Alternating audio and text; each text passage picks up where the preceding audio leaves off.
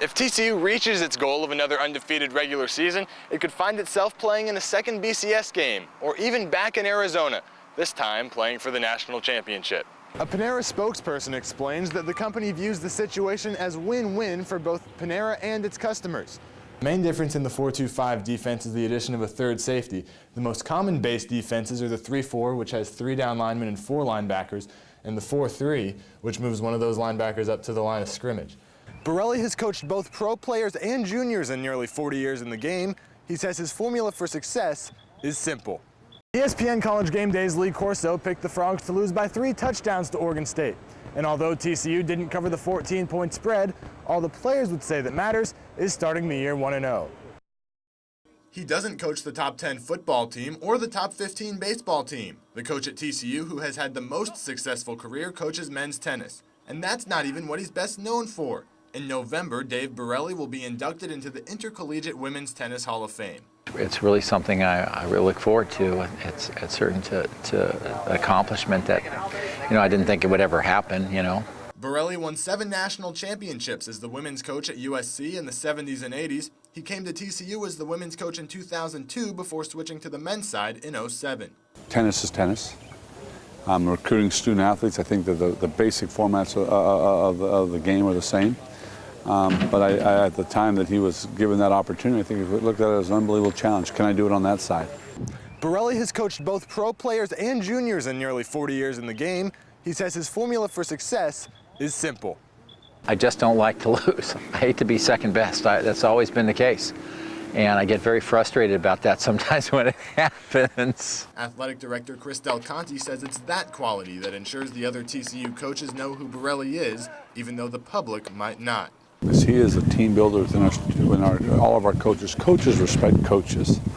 So Gary Patterson, Schlossnagel, they'll all come and they seek advice from Dave because he's been there. He's been to the wars. He's won national championships. Despite all his success, Borelli says he has one regret. I just wish I were 39 being at TCU, because then I know I'd have many, many years here because, 59, hopefully I've got, 6 or 7, 8 years, and hopefully I can still coach. But the thing is that it's just such a good place. Borelli has had modest success with the men's team, which has won 2 regular season conference titles under his watch. He says he will continue to follow the same process that he used with the women's programs at USC and TCU. Chris Blake, TCU News Now. Okay, will that be all? Panera Bread is now listing calories on its menu boards, but some students aren't sure it will affect how they order. Yeah, it probably would. No, actually not at all. Probably. TCU sports dietitian Amy Goodson says listing calories isn't meant to cure obesity, just to make sure people realize what's going into their bodies. I would hope that putting calories on the board or whatnot would increase people's awareness and hopefully help them make a healthier choice. A Panera spokesperson explains that the company views the situation as win-win for both Panera and its customers. Panera had to re-examine its menu, while customers will be given information to make healthier choices.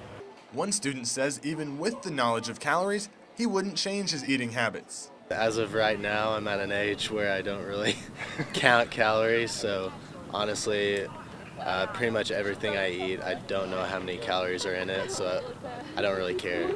Others say they are concerned with their nutrition.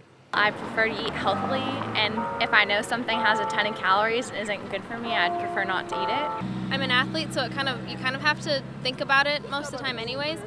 Goodson says for college students, it doesn't necessarily come down to counting calories, but simply eating healthy. I do think it's important that they start looking at just nutrient-rich foods, trying to take in, the majority of the time, healthier foods, because long-term, health-wise, that's going to be a base that you need to create. Panera Bread is the first national chain to post calories on its menu boards. It's already mandatory for restaurants in New York City to do so, and California and Oregon will start next year.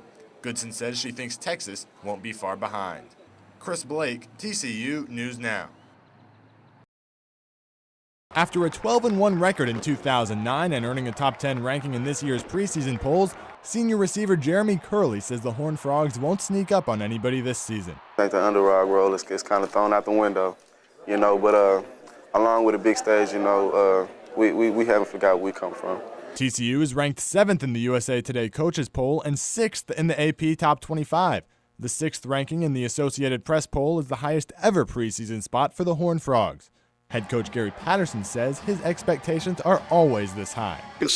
I can stand up here and say we'd like to be 12-0, but I would tell you that's what I would have said the last 9 years as a head football coach. The Horned Frogs reached the second highest level of Patterson's pyramid last season, falling to Boise State in the Fiesta Bowl, a loss that wasn't as bad as some people thought. A lot of people look back and say it was an upset that Boise beat TCU. I don't know if that's true or not.